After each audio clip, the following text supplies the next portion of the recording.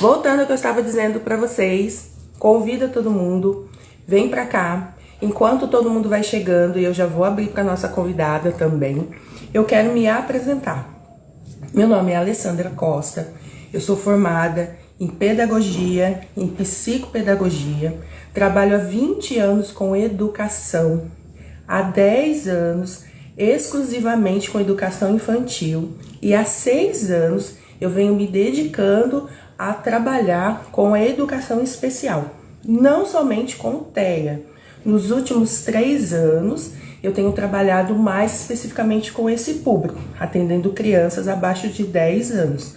Porém, eu atendo crianças com TEA, tenho formação também para trabalhar com deficiência visual e baixa visão, alfabetização em braille, e tenho me dedicado a conhecer cada vez mais o desenvolvimento infantil, para poder oferecer o melhor de mim para o meu público, né? Que são as crianças, e não somente as crianças, porque essas crianças elas crescem, e também para as famílias. Atualmente eu atendo em uma clínica e também presto serviços particulares atendendo como AT escolar e também como AT clínica e domiciliar, que depois, mais para frente, em um outro momento, nós vamos ter um bate-papo aqui também falando sobre o trabalho de AT, com uma outra convidada muito especial, especialista também nesse assunto. Então, eu quero aproveitar agora que eu já me apresentei e trazer a nossa convidada, que ela mesma vai se apresentar para vocês. Vamos lá.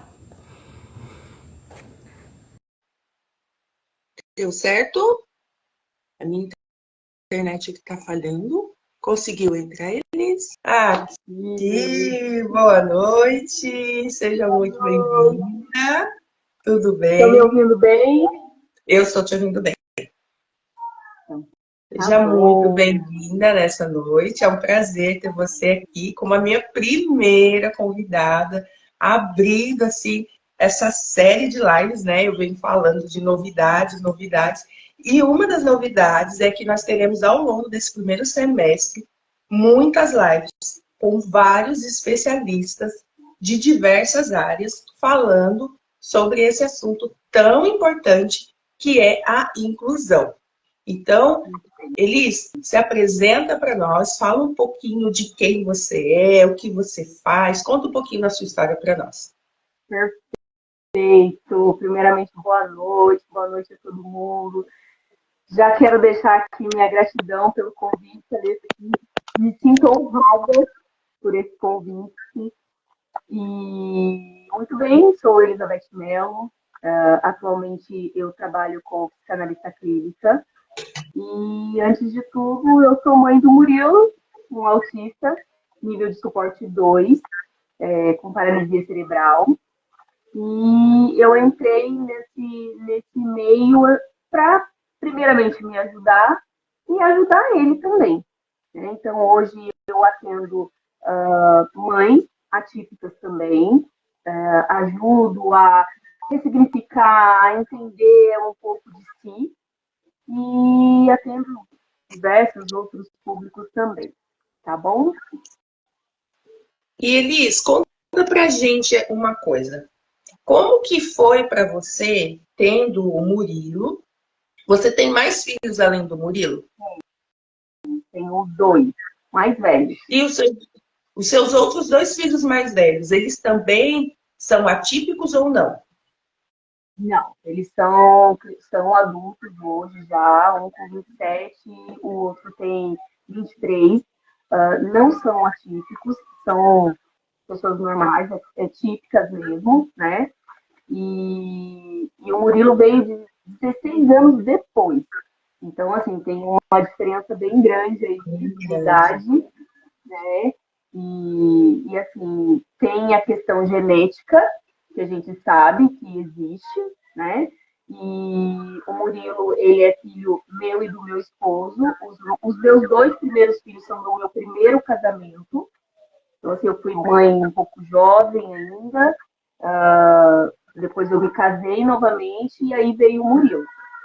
Então, assim, a gente viu e os estudos também mostram essa questão genética. Porém, o Murilo teve um fator também no parto, né? Ele teve uma anóxia no parto, para quem não sabe o que é a falta de oxigênio. Ele demorou um pouco para nascer, e aí teve que ser tirado com força, foi para UTI, teve todo um procedimento lá. Então, assim, quando eu tive o diagnóstico do Murilo, a médica ela foi bem clara. Muitos fatores foi devido ao sofrimento fetal, que eles chamam, né? Então, assim, teve essa questão do nascimento, mas a gente sabe hoje, né? Hoje a ciência está aí cada vez maior e mais vasta e mostra, assim, que o fator genético também é o maior de todos. E assim, quando você pegou o diagnóstico, né? Você recebeu o Murilo e junto com ele veio esse diagnóstico. Como foi para você nesse primeiro momento? Conta pra gente um pouquinho Vamos lá. dessa história aí. O diagnóstico do Murilo mesmo, fechado por uma neuropediatra, veio com 3 anos de idade, tá? Porém, como o Murilo ele teve essa anóxia no parto, eu gosto muito de falar isso, porque é um abrir de mente, assim, quando eu falo isso para algumas mães. Porque quando a gente fica grávida, a gente vai lá e faz aquele marco de desenvolvimento do bebê dentro da barriga e vai seguindo a evolução. Quando o Murilo nasceu, eu continuei com a evolução, com aquele aplicativo e vendo a evolução dele. Só que quando chegou com 4 meses, o Murilo não fazia coisas que um bebê de 4 meses teria que fazer. E aí já acendeu um alerta. Como a pediatra dele foi a mesma que pegou ele no parto, eu já tive essa liberdade maior com ela. Então eu fui e falei para ela, falei assim, doutora, o Murilo não abre a mão, o Murilo não firma a cabeça, a gente sentava ele tombava para o lado, e aquilo ali começou a chamar minha atenção. E aí eu fui, passei isso para ela, e na hora ela falou assim, mãe, então vamos fazer o seguinte, vamos encaminhar o Murilo para fisioterapia com 4 meses de vida, tá? Vamos encaminhar o Murilo para fisioterapia e vou encaminhá-lo para neuropediatra, né? Então, assim, a gente já, de prontidão, eu já fui, porque eu falei, não, tem alguma coisa aí, né? E aí fui, o Murilo com 5 meses, ele já estava fazendo a físio, já estava fazendo fono, ela já encaminhou ele para TO, e assim, sem nenhum diagnóstico, só com a suspeita e com uma evolução um pouquinho atrasada. E aí foi indo. Então, assim, a gente, o Murilo, ele, com 3 aninhos, a gente achou a lesão no cérebro, né? Ele tem 2 lesões, que afetou a parte motora. E com 3 anos ele foi diagnosticado, porque, assim, ele teve distúrbio do sono. Ele ficou, a gente mudou de cidade e ele ficou praticamente 3 meses sem dormir. Ele cochilava. Ele cochilava e acordava, assim, muito fácil, muito rápido. E, e foram 3 meses, assim, intenso de não saber mais o que fazer. A gente estava em outra cidade, não tinha recurso, assim, a gente não sabia, não conhecia nada. E nisso, eu tive um quadro depressivo, eu tive um quadro de ansiedade, um quadro de compulsão alimentar, porque eu me privava do sono, então eu comia para obter energia, né? Porque eu não repousava, eu não dormia, eu tirava o sono necessário. E foi quando a gente achou a doutora Débora. Eu cheguei aí no SUS, uma consulta no SUS com ele, e aí essa médica do SUS me encaminhou para a doutora Débora. E a gente levou ele na doutora Débora Cash, que é uma neuropediatra, hoje aí bem conhecida. Há 3 anos atrás, nós nem imaginávamos como ela era conhecida como é hoje. E assim, foi muito interessante, porque eu cheguei, foi 1 hora de consulta, nós ficamos lá, ela ficou observando o Murilo todo, o Murilo não tinha aquela interação, você chamava, ele não olhava, era uma criança bem rígida, os tônus dele, ele tem a hipotonia, né? Então, que é aquela rigidez dos músculos, e ele chegou num nível, assim, bem, não vou dizer assim, grave, gravíssimo, mas ele chegou num nível grave, assim, de tônus rígidos. E aí, quando a gente chegou, ela falou, não, a gente vai encaminhar ele para uma clínica e ele vai fazer um intensivo de 3 meses. Eu quero que ele faça físio, fono e TO, antes de fechar qualquer diagnóstico. E a gente vê aí uma coisa muito importante que você está falando aqui, eu estou prestando atenção. A intervenção precoce veio fazendo toda a diferença, né? Porque você comentou no início que com 3 meses ele já começou a fazer essa intervenção. E parece que, assim, a gente fala isso, muitas vezes, eu já me deparei com pais que falam assim, mas você está falando para mim que quanto antes eu começar melhor, é porque vocês ficam pensando no dinheiro, porque a gente vai passar mais tempo pagando. Mas não é assim, a gente vê que quanto antes a gente reconhecer que, peraí, tem alguma coisa aqui para a gente olhar, vai fazer a diferença, né? E a gente consegue ver isso nos anos à frente. Que você vem contando, né? Que nos anos à frente aí a gente vem acompanhando a evolução dele. E como que você, no meio de tudo isso aí que você passou, e ainda tem mais coisa para contar, que eu sei que hoje não vai, hoje é só o início que a gente vai começar dessa conversa, que é só uma pitadinha, vai ter muita coisa ainda para falar. Como que, no meio de tudo isso, você conseguiu se organizar e se formar? Porque a gente sabe, me corrija se eu estiver errada, mas uma psicanalista me disse esses dias que o ambiente externo, né, reflete o interno. É verdade isso?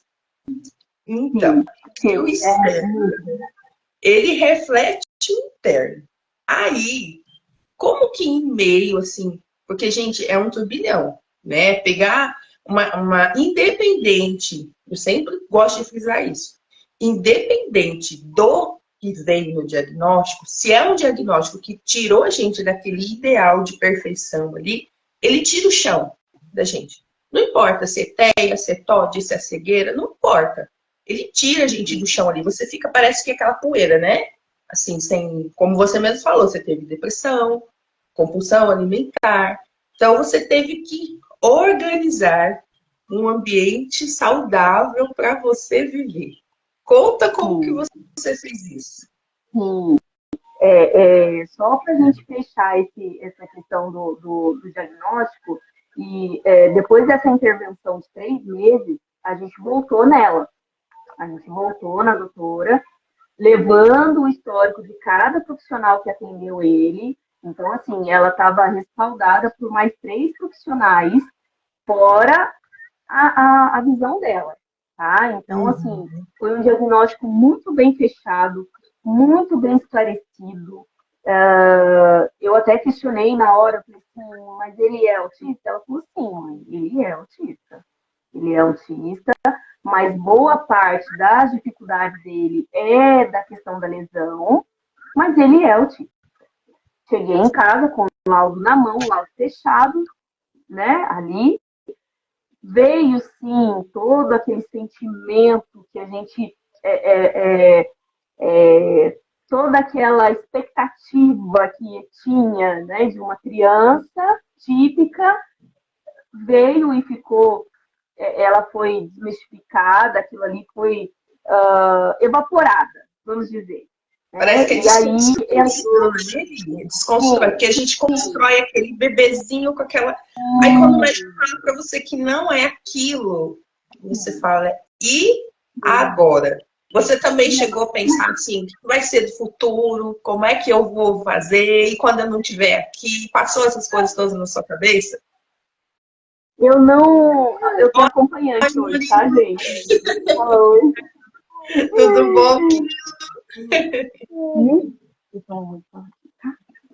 E assim, foi muito... eu falo que, assim, Deus, ele prepara tudo, porque eu não pensei no futuro, mas eu pensei, assim, por onde começar? Aonde que eu preciso começar? Foi como se viesse uma confirmação de tudo aquilo que eu já estava com instinto ali. Não adianta, a mãe, ela tem esse instinto materno. A mãe, por mais que ela negue, né, às vezes tem ali, ela está vendo a situação, por mais que ela negue aquilo, ela sabe que tem alguma coisa. Então, eu abri meus olhos e falei assim, chorei muito, chorei. Acho que eu fiquei umas 2 horas chorando e depois eu falei assim, não, bora lá. Agora, qual caminho que eu tenho que seguir? Qual que é o meu direcionamento? E Né? isso E faz aí diferença começou também. Porque quando você olha para o que você pode fazer agora, você já começa a fazer. Agora, se a gente pensa assim, o que vai ser do futuro, você fica imaginando o que vai ser o futuro e o tempo vai passando, né? Porque aí desencoraja. Você fica, depois eu vou, mas o ideal é isso mesmo, percebeu, correu atrás e já é agora. E nesse um dia de cada vez, a gente vai conseguindo avanços para o futuro sem perceber. Quando você vê o futuro já chegou e chegou muito melhor do que se a gente tivesse ficado sentado lá esperando, né? E tentando entender, porque não tem o que entender, tem que correr. E eu sempre falo assim que eu não sei se você também tem esse pensamento, mas eu acredito que o diagnóstico ele não define destinos. O que define o destino dos nossos filhos é o que a gente acredita que ele pode fazer, até onde a gente acredita que ele pode ir. É isso que vai definir o destino dele, né? Mas a gente vai ter aqui uma live com uma convidada que ela viveu isso, né? Que sempre diziam para ela que ela não podia, que ela não tinha como. E hoje ela é uma profissional maravilhosa, porque ela não deu ouvidos para isso que falaram sobre ela. Então eu vejo dessa forma que os nossos filhos, eles não é o que o médico falou. É claro que a gente não vai ignorar aquilo, a gente sabe que tem que tratar, mas aquilo não é o fim, é como você falou, não é o futuro, é o começo de um caminho, né? Que a gente vai organizando. E como que você se organizou, Eli, para conseguir? Nessa época você já era formada? Como que era? Conta para nós. Quando o Murilo teve o diagnóstico com 3 anos, e a gente voltou para Jacareí, e eu comecei na pegada, e eu tinha que achar profissional, e eu queria achar profissional, e eu tive um excesso de estresse tão alto, que é o conhecido burnout, né, que dá por excesso de trabalho, e assim, foi algo tão intenso, porque eu cheguei a bater meu carro sem ver. Eu bati meu carro, com o Murilo no carro, e continuei seguindo para terapia. Eu bati o carro e continuei para terapia. O meu foco era a terapia. Nada Na época ele fazia terapia mesmo. Nada. E nessa época ele fazia terapia em São José. E assim, só fazendo um parênteses aqui, Ale, o que eu acho assim, que as mães poderiam ter uma visão maior no sentido assim, hoje nós encontramos clínicas, né? O Murilo já fez na onde você trabalha, hoje ele está em outra, mas hoje a gente tem clínicas que tem todo o suporte, a equipe multidisciplinar em um lugar só. Na época que eu tive o diagnóstico do Murilo, o Murilo fazia terapia um em cada lugar. E era 30 minutos só de terapia. Então, assim, eu ia para São José 4 vezes no dia, 4 vezes na semana. E era assim, ia meia hora, voltava. Ia meia hora e voltava. Então, assim, hoje, as mães precisam entender essa questão que hoje existe clínicas já preparadas, com equipe multidisciplinar, que vai ajudar, que vai... Então, assim, é um passo de cada vez, sabe? É acreditar nos profissionais, é confiar nos profissionais. Eu não sou fono, eu não sou TO, eu não sou fisioterapeuta, eu não sou psicopedagoga. Então, assim, o que eu posso aprender com vocês? Mas eu não vou substituir o que vocês fazem, entende? E aí foi quando eu bati meu carro, vi que eu estava nesse surto de burnout, e eu fiquei 2 meses sem nenhuma intervenção para ele, porque eu precisava descansar. Eu precisava ter o repouso, eu precisava colocar a minha cabeça no lugar e entender o que estava acontecendo. E aí foi quando eu realmente peguei e falei, não, agora vai ser um passo de cada vez. E eu comecei a ir atrás das terapias para ele, achei a clínica, e aí eu comecei a sentar na sala de espera e eu comecei a conversar com as mães, e eu ia conversando, e as mães vinham, traziam bastante relatos, coisas assim para mim, e eu falava, não, vai devagar, olha, eu já passei por isso, olha, eu já fiz isso, olha, isso deu certo. E aí começou a despertar em mim, eu falei, poxa, por que não? Por que não ajudar essas mães? Já tive mães de vir na minha casa, posso ir aí, ele, posso ir na sua casa, conversa comigo, posso? E aí começou a despertar. E aí, como eu me organizei? Quando o Murilo começou a fazer, entrou na clínica, eles implantaram para ele 8 horas de AT, fora as terapias que ele tinha que fazer. E aí eu comecei a ver que o Murilo não estava produzindo. O Murilo chegava em casa, ele não interagia, ele ficava quieto no canto, a gente ia fazer alguma coisa com ele, você via que ele estava um excesso, estava em excesso. E eu peguei e falei assim, não, peraí, ele está fazendo coisa demais, então. E eu fui e tirei a 8 horas de AT. O Murilo deslanchou na escola, deslanchou nas outras terapias que ele precisava fazer, sabe? E com isso eu comecei a estudar. Então eu comecei a organizar a minha casa para as terapias do Murilo, comecei a adaptar um horário que dava para eu ir, e no horário da escola eu comecei a estudar. Então, ou seja, é possível, né? É possível. Você falou duas coisas que eu acho muito importante. E às vezes, quando os pais conversam comigo, eu também pontuo isso. A ausência de estímulos e o excesso de estímulos, eles são ambos prejudiciais. Tanto o excesso quanto a falta, eles prejudicam. A gente não estimular essa criança, ela não vai desenvolver. Mas a gente colocar estímulos o tempo todo, sensorial, auditivo, sonoro, fora os terapêuticos, ele esgota. Aí chega uma hora que a criança está ali fazendo aquele negócio, ela não sabe nem por que ela está fazendo. Aí às vezes o pai fala assim, mas ele não está evoluindo. Não, ele não está evoluindo realmente, ele está cansado. Então o olhar também, a gente também, quando eu estou atendendo, eu sempre pontuo isso. Mas você já parou para observar se ele está cansado? Eu sempre vou assim, dando alguns toques sutis para acender, né, a luzinha para a família, para que eles fiquem atentos a essa questão do excesso de estímulo para a criança. Né? E outra coisa que você pontuou é que mesmo tendo um diagnóstico, tendo rotina de terapia, é possível organizar um ambiente para que a gente, enquanto mães, consiga viver e produzir. É isso, então? Explica para nós. Sim, super possível. Eu nos primeiros meses que eu comecei a estudar, eu me sabotava. Eu me sabotava, por quê? Porque eu tinha me dedicado, vamos dizer aí, os 5 anos do Murilo só para o Murilo. Então, eu me dediquei esses 5 anos intensivamente, incansavelmente para ele. E aí, quando eu comecei a estudar, eu ficava me sabotando em qual sentido? Eu falava assim, mas aí eu vou deixar o Murilo. Não, mas aí e se ele precisar de mim? Não, mas ele precisa mais de mim. Na verdade, é o nosso inconsciente trazendo à tona. Ué, mas como assim? Você estava 5 anos parado sem fazer nada e agora você quer colocar o seu cérebro para funcionar? Então, isso a gente tem que tomar muito cuidado, porque nós nos sabotamos, sim.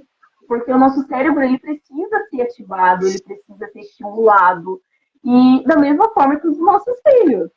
E o mais assim, interessante de tudo isso foi que depois que eu engajei o Murilo nas terapias e eu vi que eu tinha esse tempo da escola livre, eu falei assim, eu preciso ocupar minha cabeça. Eu preciso ocupar minha cabeça. E aí foi quando eu comecei a pegar mesmo no estudo, comecei a estudar. Em outubro do ano passado eu já comecei a atender. E lógico que vem aquele sentimento, mas será que eu estou deixando ele? Será que eu estou fazendo coisas demais para mim? O bom da terapia é que quando a gente começa a estudar sobre. E eu também passei com terapia. Então, assim, hoje eu também faço com terapeuta. Não é porque eu sou uma profissional que eu também não tenho alguém para cuidar de mim. Né? Eu tenho. Por quê? Porque eu tenho as minhas questões em casa, as minhas questões de esposa, as minhas questões de filha. Né? Então, assim, eu também me cuido. Por quê? Porque eu preciso estar bem. Né? Não só pela minha casa, não só pelo Murilo, mas por mim. Por mim, eu comecei. Tem uma frase que eu amo, amo, em todo lugar que eu vou, que eu posso falar, eu falo. Pode existir sim um pai feliz, mas se existir uma mãe feliz, o filho é 2 vezes mais feliz.